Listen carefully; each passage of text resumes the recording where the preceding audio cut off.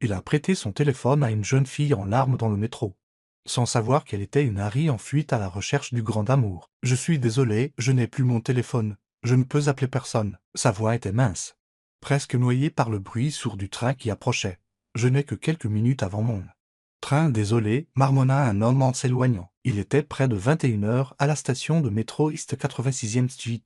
Et le quai bourdonnait de l'épuisement d'après-travail de pas pressés. Les lumières du plafond vacillaient comme des yeux fatigués, les roues des valises cliquetaient. Les baskets frottaient contre le béton et les annonces résonnaient au-dessus du chaos. À peine intelligible, New York à l'heure de pointe n'avait pas de place pour l'hésitation. Pas de temps pour la fragilité. Noah se tenait à l'écart, un sac en toile noire en bandoulière. Son casque posé s'enserrait autour de son cou. À 32 ans, il avait appris à se fondre dans la masse. L'un des 1000 visages discrets qui se déplaçaient dans les veines de la ville. Graphiste indépendant sans horaire fixe, il se déplaçait souvent tard, quand les trains étaient à moitié vides et que le silence pouvait enfin respirer. Il venait de terminer un long projet, des logos pour une start-up qui se voulait propre, audacieuse et spirituelle, mais avant-gardiste. Cela payait suffisamment pour le loyer et pour racheter ses grains de café préférés. Ce soir-là, il pensait au dîner, peut-être un burrito, peut-être des restes de nouilles. Puis il l'a vue, assise seule au bout du banc, enveloppée dans un épais manteau beige. Se trouvait une jeune femme. Ses longs cheveux blonds tombaient sur une épaule légèrement ébouriffée, comme si elle avait couru sous le vent. Ses genoux étaient repliés, ses bras étroitement enroulés autour d'eux. Et bien que son visage soit tourné, Noah pouvait voir le tremblement indubitable de ses épaules. Elle pleurait, pas fort, pas de manière théâtrale, juste en s'effondrant silencieusement, au milieu de centaines de personnes pressées. Personne ne s'arrêta. Un homme d'affaires jeta un coup d'œil, puis regarda sa montre. Un adolescent leva les yeux au ciel. Quelqu'un marmonna, probablement sous, et continua de marcher. Noah resta figé une seconde, ses doigts se resserrèrent sur son téléphone. Puis il fit un pas en avant. « Excusez-moi, » dit-il doucement, s'accroupissant à quelques mètres de là. « Ça va ?» La jeune femme redressa brusquement la tête. Ses yeux étaient rouges, mais vifs, ses joues étaient striées de larmes. Elle avait l'air surprise, comme si personne ne lui avait parlé depuis des heures. « J'ai perdu mon téléphone, » balbutia-t-elle. « J'ai besoin de passer un appel. Juste un. » Mais personne. Noah hocha la tête avant qu'elle ne puisse terminer. « C'est bon. Tenez. » Il tendit son téléphone. « Pas de questions, prenez votre temps. » Elle le fixa. « Vous êtes sûr ? Je suis toujours là, » dit-il avec un demi-sourire. « En plus, j'ai encore du temps pour quelqu'un qui a besoin d'être écouté. » Ses lèvres tremblèrent. Elle tendit des doigts tremblants et prit le téléphone, sa main froide contre la sienne. Noah recula, lui donnant de l'espace, observant la façon dont elle tournait instinctivement le dos à la foule. Se protégeant, elle fixa l'écran pendant un long moment. Ses doigts planèrent au-dessus du clavier. Elle tapa quelque chose, marqua une pause, l'effaça, puis tapa à nouveau. Elle n'a jamais passé d'appel, après ce qui lui sembla 5 minutes, mais qui en était probablement 2. Elle lui rendit le téléphone sans un mot. Son regard se baissa, sa voix à peine audible. « Merci. » Noah baissa les yeux vers elle. « Vous voulez que j'appelle quelqu'un pour vous ?» Elle secoua rapidement la tête. « Non, j'avais besoin de dire quelque chose. Et je ne savais pas à qui d'autre le dire. » Avant qu'il ne puisse répondre, elle se leva brusquement. Le train entra en gare avec une bourrasque de vent et des phares clignotant. Elle s'avança vers lui, puis se retourna pour le regarder.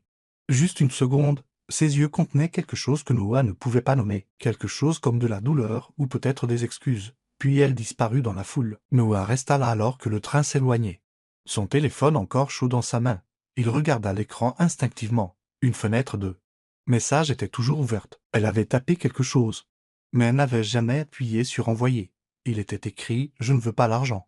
Je veux juste être vu. » Il le lut 3 fois, puis il ferma lentement l'écran. Le prochain train n'arriverait que dans 12 minutes. Il s'assit sur le banc froid où elle venait d'être. Les échos de sa voix et de ce message non envoyé flottant dans l'air comme de la fumée, et pour des raisons qu'il ne pouvait pas expliquer, Noah ne supprima pas le message. Le train s'était depuis longtemps évanoui dans le tunnel, ne laissant derrière lui que le bruit de vent familier et l'odeur d'acier chaud. Noah resta sur le banc, fixant le téléphone dans ses mains. L'écran était toujours allumé, l'application de messagerie ouverte. Elle n'avait jamais appuyé sur envoyer. Il hésita, le pouce planant au-dessus du rectangle lumineux. Il savait que c'était une invasion de la vie privée de regarder. Mais quelque chose dans la façon dont elle avait fixé l'écran, tremblante, douloureuse, comme si ces mots pesaient tout ce qu'elle avait porté, le fit marquer une pause. Le message était toujours là, intact. « Je ne veux pas l'argent, je veux juste être vu. » 7 mots. C'était tout. Mais ils atterrirent comme le tonnerre au milieu de sa poitrine. Il les fixa, relisant chaque syllabe. Pas pour le sens, car le sens était clair. Mais pour la douleur qui se cachait en dessous. Le genre de douleur qui ne venait pas seulement de la perte, mais d'être invisible, inaudible. Il verrouilla son téléphone et se leva lentement. Sentant le froid du quai de métro s'installer enfin sur sa peau, le banc où il s'était assis était encore chaud, légèrement. Comme l'écho de quelqu'un qui avait été là et qui, pourtant, n'avait jamais vraiment appartenu à l'endroit. Au moment où il sortit sur le trottoir, la ville s'était installée dans son rythme habituel. Les taxis klaxonnaient, les enseignes au néon clignotaient. Et les gens se déplaçaient avec le même rythme déterminé qu'il avait toujours eu. Le moment sous terre semblait déjà un rêve, trop délicat pour le monde d'eau. Quand il arriva chez lui, il n'alluma pas tout de suite les lumières. Son appartement était modeste. Un deuxième étage sans ascenseur à Brooklyn, meublé de façon sommaire avec des plantes. Des livres et les croquis qu'il ne montrait jamais à personne. Il sentait légèrement le café et la poussière. Il laissa tomber son sac, s'assit sur le bord du canapé et rouvrit son téléphone. Le message était toujours là. Il ne le supprima pas, il ne le vida pas, ni ne l'enregistra. Il le fixa. Comme si peut-être il changerait, comme si peut-être un nom apparaîtrait. Ou une raison. Mais rien ne vint. Qui était-elle? Elle n'avait pas l'air de quelqu'un qui voulait de l'attention. Elle n'était ni dramatique ni exigeante. Elle n'avait pas mendié. Elle avait simplement eu besoin de quelque chose. Un moment, une personne, une respiration. Et pour des raisons qu'il ne pouvait pas tout à fait nommer, Noah l'avait donné. Il essaya de dormir, mais les mots restèrent avec lui.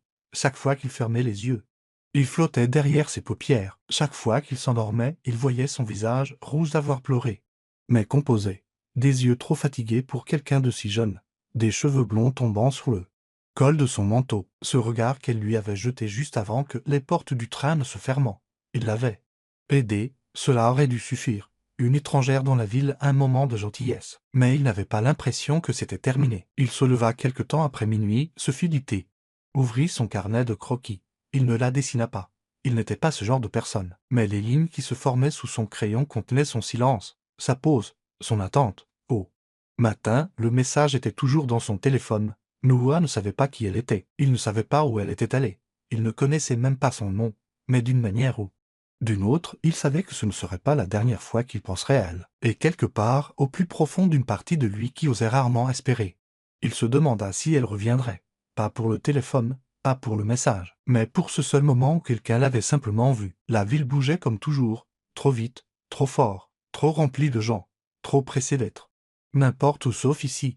Mais ce soir-là, Noah se retrouva à marcher plus lentement. Il n'avait aucune raison particulière de retourner à cette station de métro. Pas de réunion, pas de travail. Et pourtant, une attraction tranquille dans sa poitrine le guida jusqu'au chaos. Quelques nuits plus tôt, une jeune femme aux joues striées de larmes avait emprunté son téléphone et laissé derrière elle cette mousse inoubliable. Il fit les mêmes pas, passa devant la même lumière vacillante, le même carrelage ébréché. Et elle était là, assise sur le même banc. Ses longs cheveux blonds étaient attachés cette fois, une douce tresse reposant sur son épaule. Elle portait le même manteau, mais il était maintenant boutonné avec soin. Ses mains reposaient calmement sur ses genoux, et ses yeux, ces mêmes yeux fatigués, saisissants, étaient plus clairs, toujours un peu tristes, mais ne se noyant plus. Elle leva les yeux et le vit. Noah se figea. Pendant une seconde, la station s'estompa autour de lui, juste du bruit et du mouvement.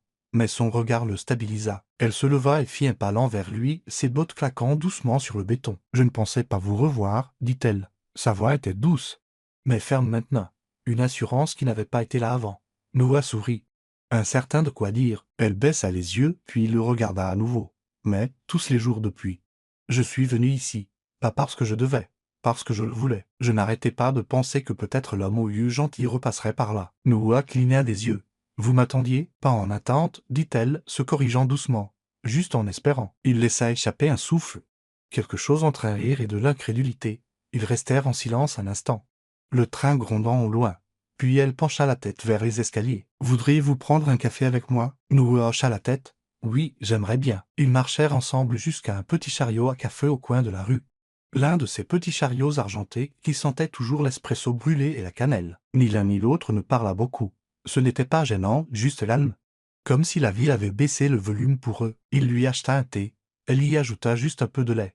Ils s'assirent sur un banc devant une librairie fermée, leurs tasses en papier réchauffant leurs mains. « Je m'appelle Elena, dit-elle finalement après une longue gorgée. Vous méritez probablement de le savoir. »« Noah, répondit-il. » Elle sourit. « Je ne suis pas prête à tout expliquer, dit-elle. Mais je ne cours plus, pas ce Soir, vous n'avez rien à expliquer, dit Noah. Pas à moi. Elle le regarda alors, vraiment, et quelque chose dans sa posture s'adoucit. Ses épaules se détendirent, sa respiration ralentit, en arrière-plan. Un violoniste de rue commença à jouer, un air lent et familier qu'aucun des deux ne pouvait nommer. Mais que tous deux comprenaient instinctivement. Noah ne lui demanda pas où elle vivait. Il ne lui demanda pas ce qui l'avait fait pleurer. Il ne lui demanda pas à propos du message. Et Helena n'offrit aucune explication. Ils restèrent simplement assis, leur boisson à moitié terminée. Leur cœur légèrement plus ouvert qu'il ne l'avait été une heure auparavant. Deux personnes, ne cherchant pas de réponse. Partageant juste le silence dans une ville qui ne s'arrêtait jamais de bouger. Chaque jeudi à 16 heures. Ils retournèrent au même petit café niché entre un fleuriste et une librairie. Un endroit que la plupart des touristes ne remarquaient jamais. Les fenêtres étaient hautes et un peu sales. Mais la lumière qui les traversait rendait tout plus doux à l'intérieur.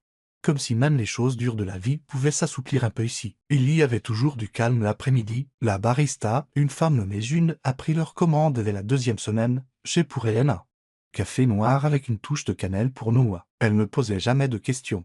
Se contentait de sourire et de faire glisser leur tasse sur le comptoir en bois comme une bénédiction silencieuse. Il s'asseyait toujours à la table près de la fenêtre, où il pouvait voir les arbres se balancer dans le parc de l'autre côté de la rue. Parfois, il parlait, parfois non, mais même le silence entre eux semblait plein, pas vide. Noah parlait plus que d'habitude ici. C'était peut-être la façon dont Helena écoutait, ne l'interrompant jamais, ne le pressant jamais. Il lui raconta comment il avait grandi dans un petit appartement avec son grand-père. Un homme tranquille qui réparait des horloges et lui avait appris à dessiner avant de savoir. Éplé, il lui raconta comment il démontait de vieilles radios juste pour voir s'il pouvait les remonter. Comment il détestait le bruit mais aimait les sons, le crépitement d'un vinyle, le crayon sur le papier, le grincement des vieux planchers. Je pense que j'ai toujours été un peu en retard, avoua-t-il une fois, fixant son café. Comme si je comprenais les choses quelques instants après tout le monde. Helena ne rit pas. Elle hocha simplement la tête lentement et dit « C'est probablement pour ça que vous remarquez ce que les autres manquent. » Elle était plus difficile à lire, mais petit à petit elle offrait des morceaux d'elle-même. Elle ne nommait jamais sa famille, ne disait jamais où elle vivait. Mais elle lui racontait son enfance. Des pièces pleines de gens qui souriaient avec les dents, mais jamais avec les yeux. De longs dîners où on lui avait appris à écouter mais pas à parler. D'avoir tout, de sentir qu'elle ne possédait rien de réel. Parfois, dit-elle, traçant le bord de sa tasse, je me sentais comme du papier peint, joli. Décoratif, facile à ignorer. Les yeux de Noah s'adoucirent. Vous n'êtes pas facile à ignorer. Elle sourit, un petit sourire incertain. Mais il resta plus longtemps que d'habitude. Leur 4e jeudi, elle apporta un livre avec elle. C'était une vieille copie du Petit Prince. Usée au coin, les pages douces à force d'avoir été trop tournées. Elle le posa sur la table entre eux sans un mot. Noah haussa un sourcil. Lecture obligatoire. Elle secoua la tête. Juste, quelque chose que j'ai aimé 0 100 millions 0 100 000 0 100. Avant que tout ne devienne compliqué. Il le prit, feuilletant les pages, s'arrêtant sur des phrases soulignées et des notes écrites au crayon. Un signet glissa et tomba. Sur la table, c'était un morceau de papier plié. Il l'ouvrit doucement. Sur la page, de son écriture, se trouvaient les mots « parfois ». Un seul regard peut sauver une âme. Noah leva les yeux. Alina le regardait. Ses doigts étaient noués sur ses genoux. J'ai écrit ça quelques jours après. Vous avoir rencontré, dit-elle doucement. C'est juste sorti. Je ne savais pas où le mettre, alors je l'ai gardé dans un livre. Mais je pense qu'il vous appartient maintenant. L'air dans le café changea, quelque chose d'invisible, mais profondément ressenti. Noah plia le papier et le glissa de nouveau dans le livre, le tenant avec soin. « Merci, dit-il, de m'avoir laissé vous voir. » Alina expira lentement, comme si elle avait retenu son souffle pendant des années. Ils ne dirent pas grand-chose après cela. La conversation dériva vers des choses plus légères, des films préférés, le meilleur cookie de la ville, la pire coupe de cheveux qu'il ait jamais eue. Mais quelque chose avait changé. Le calme entre eux n'était plus seulement confortable, il était partagé. Ce jour-là, en quittant le café, marchant côte à côte vers le soleil couchant, leurs mains se frôlèrent et ni l'un ni l'autre ne se retira. Le froid de l'automne s'était installé sur la ville, brossant son souffle contre chaque vitre et rendant les feuilles cassantes de couleur or. Helena et Noah se retrouvaient toujours chaque jeudi, mais maintenant, c'était plus qu'une habitude. C'était un rythme tranquille et essentiel. Un après-midi, ils se promenèrent dans une exposition de photos cachée derrière une galerie tranquille près d'eux. West Village. Les murs étaient tapissés de portraits d'étrangers, des moments sans pause, bruts, de personnes surprises en pleine réflexion, en plein rire, en plein chagrin. Helena se déplaça lentement d'un cadre à l'autre, son regard s'attardant sur des visages qui n'avaient jamais été entraînés à se cacher. « Il ne sourit pas, murmura-t-elle. Noah se tenait à côté d'elle. « Non, mais ils ne font pas semblant non plus. » Elle hocha la tête, les yeux brillants. « J'ai passé tellement de temps à apprendre à sourire au bon moment. Il m'a fallu des années pour réaliser que personne ne m'avait jamais appris à le penser vraiment. » Ils sortirent dans le vent. Elena resserra son manteau. Ils marchèrent en silence pendant quelques pâtés de maison jusqu'à ce qu'ils atteignent le bord de Central Park. Les bancs étaient à moitié vides, les arbres bruissaient doucement au-dessus. « On peut s'asseoir » demanda-t-elle. Noah hocha la tête et ils trouvèrent un banc tranquille sous un érable de couleur flamme. Pendant un moment, tout ce qui s'exprimait entre eux était le son du vent et des pas et les rires lointains du terrain de jeu voisin. Puis Elena dit « Il y a quelque chose que je veux vous dire. » Noah se tourna vers elle. Il ne la pressa pas, il écouta simplement. « Mon nom de famille est Blackwell, commença-t-elle.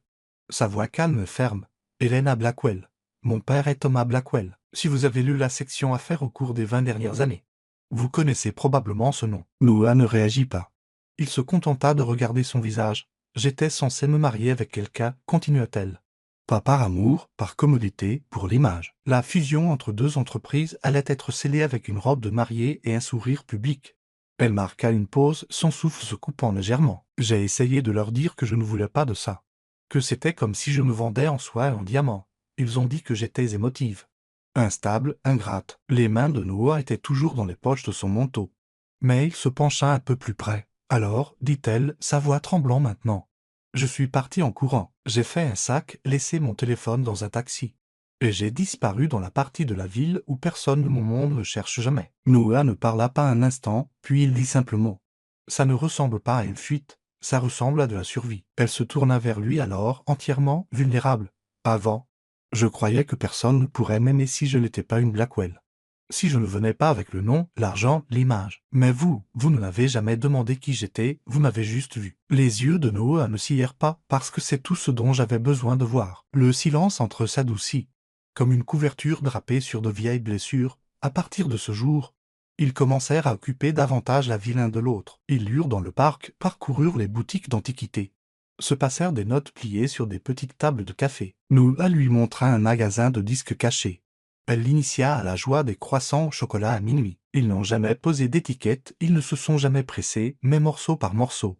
Leurs murs s'abaissèrent, et ce qui grandit dans l'espace entre eux était quelque chose qui n'avait pas besoin de permission, ni de pédagogie. C'était la présence, et la présence, apprirent-ils, était plus puissante que n'importe quel mot imprimé à l'une d'un journal. C'était un matin vif de fin novembre, le genre où le ciel semblait presque trop bleu, et l'air sentait légèrement la fumée de bois et les chariots de pain de la ville. Elena et Noah étaient assis sur leur banc habituel à Central Park, tasse de café à la main. Le monde commençant tout juste à s'éveiller. Ils ne parlaient pas beaucoup. Ils n'en avaient jamais eu besoin. Le silence était devenu leur langage, simple, entier, puis le bruit de pas pressés brisa le calme. Noah leva les yeux. Au début, cela ressemblait à des touristes, des appareils photo pendus autour du cou. Mais puis il vit les objectifs, les flashs, les noms criés. Elena Blackwell, elle se tourna vers la voix et se figea. L'essaim arriva rapidement, comme des lourds vestes sur mesure. Une douzaine de personnes avec des microphones et des caméras encerclèrent le banc, aboyant des questions comme des ordres. « Elena, est-ce vrai que vous avez fui votre engagement? Est-ce l'homme pour qui vous avez tout quitté? Qui est-il? Quelle est votre prochaine étape? » Elena, regardez par ici. Les flashs crépitèrent en succession rapide, la lumière explosa dans ses yeux. Elena trébucha en arrière d'un pas, le souffle coupé, une main se levant comme pour se protéger.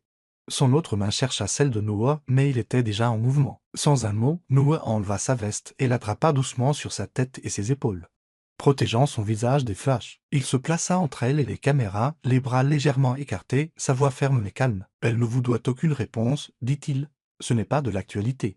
C'est une femme qui essaie de vivre. Plus de flash, plus de cris. C'est une personnalité publique, argua quelqu'un. C'est une personne, dit Noah, et elle ne vous a rien dit. » Il ne cria pas, il ne jura pas, il resta juste là, solide, immobile. Un mur de protection silencieux.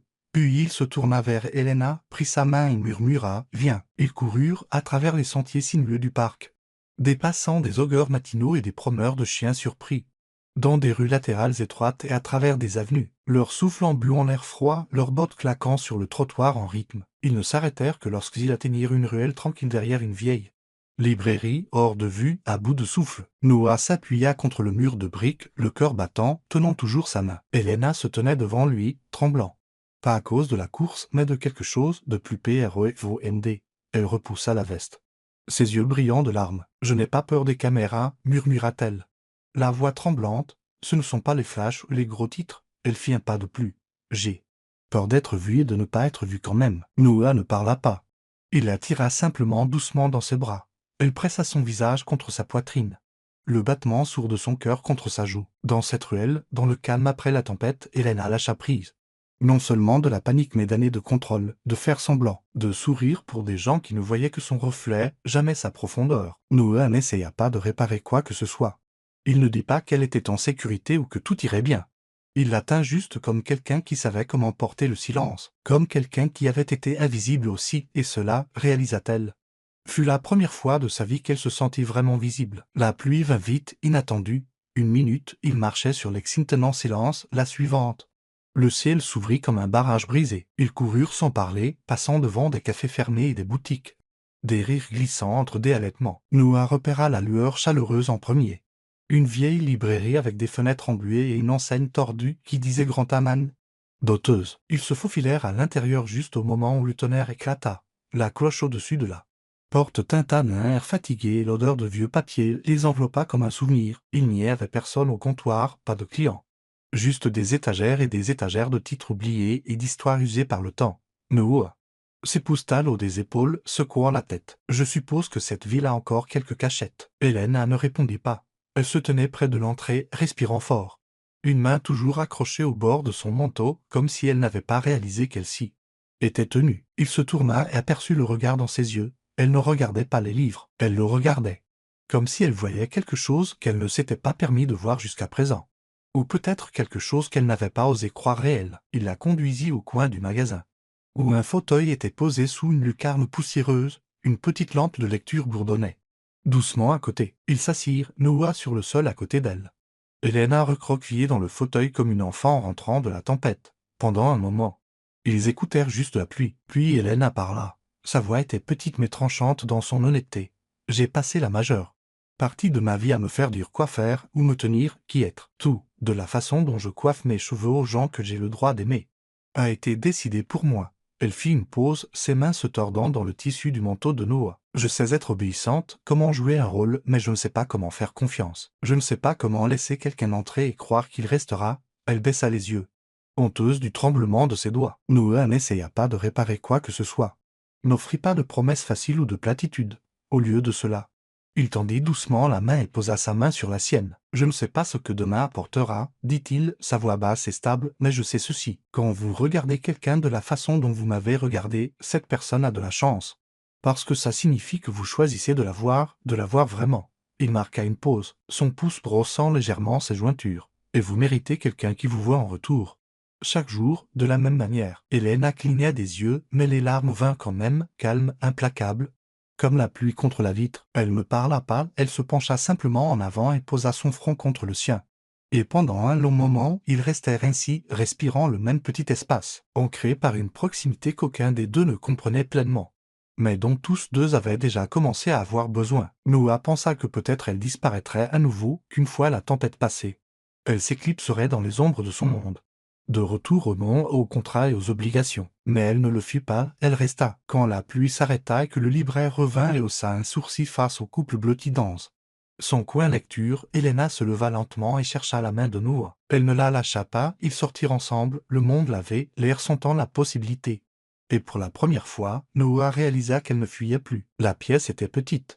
Juste une modeste bibliothèque communautaire nichée entre une école primaire et une laverie. Les néons du plafond bourdonnaient faiblement, les chaises étaient dépareillées.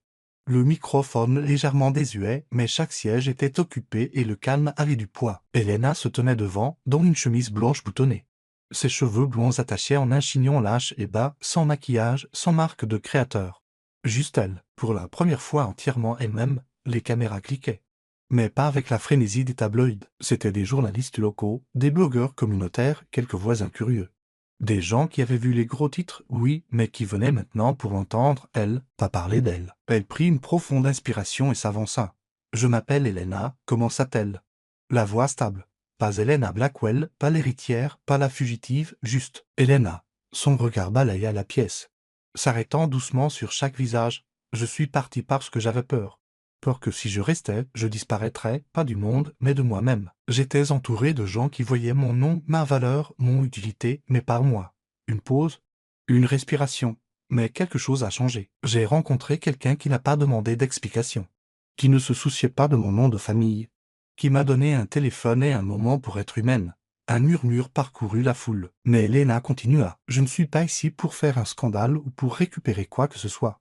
Je suis ici pour lâcher prise. Je me suis retiré du conseil d'administration de Blackwell, j'ai refusé mon héritage.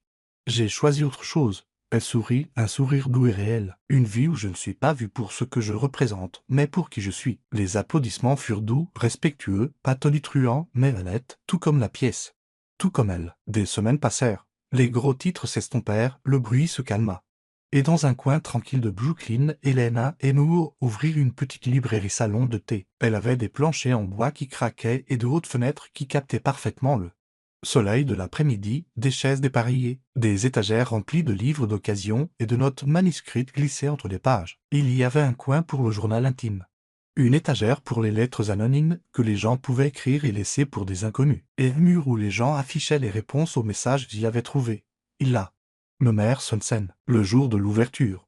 Ils préparèrent 5 pots de camomille et offrirent des tranches de gâteau au citron.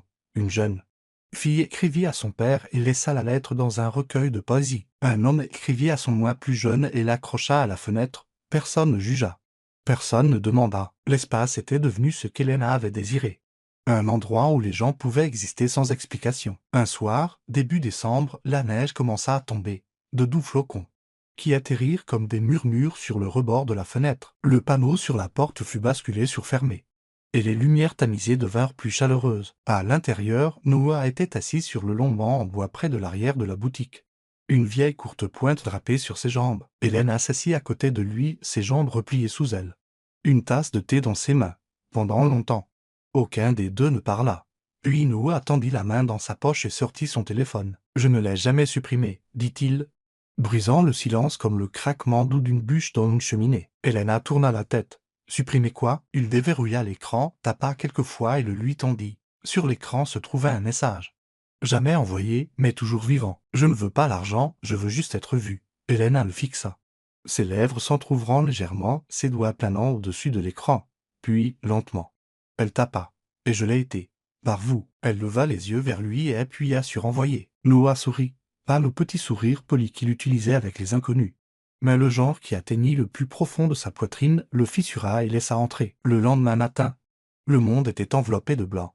Helena déverrouilla la porte d'entrée de Sun. Un balai à la main, prête à balayer la neige des marches, mais quelque chose attira son regard. Sur la table juste à l'extérieur de la porte, sous un presse-papier en pierre, se trouvait une note pliée sur du papier épais de couleur crème. Elle la prit, l'ouvrit avec soin. « Merci de m'avoir donné un endroit pour me sentir vue. Pas de nom, pas de signature. Juste ça. » Elle serra la note contre son cœur et sourit, son souffle semblant dans l'air matinal. Derrière elle, Noah sortit de l'entrée et enroula une écharpe douce autour de son cou. Il embrassa le dessus de sa tête, puis le coin de sa joue. Il murmura. « Je n'aurais jamais cru que la fille qui a emprunté mon téléphone serait celle qui me volerait le cœur. » Helena se tourna, plissa les yeux et tendit la main pour lui pincer doucement le nez. « Vous êtes si sentimental. » taquina-t-elle, tapotant légèrement sa poitrine. « Coupable, lit-il en riant. » Ils restèrent là un instant, la ville s'éveillant autour d'eux, la neige tombant toujours doucement, comme une ponctuation au genre d'amour le plus silencieux. Puis ils rentrèrent à l'intérieur, ensemble.